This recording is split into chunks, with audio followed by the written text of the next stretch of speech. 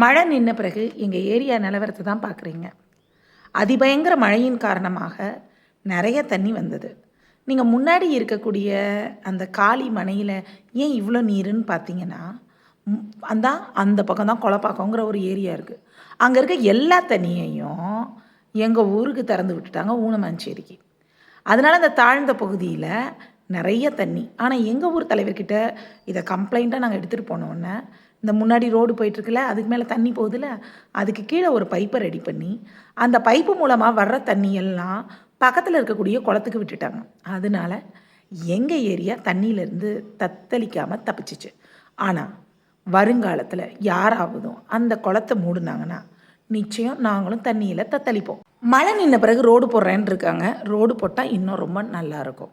ஏரியிலையோ இல்லை நீர்நிலையிலையோ நாங்கள் வீடு கட்டலைங்க.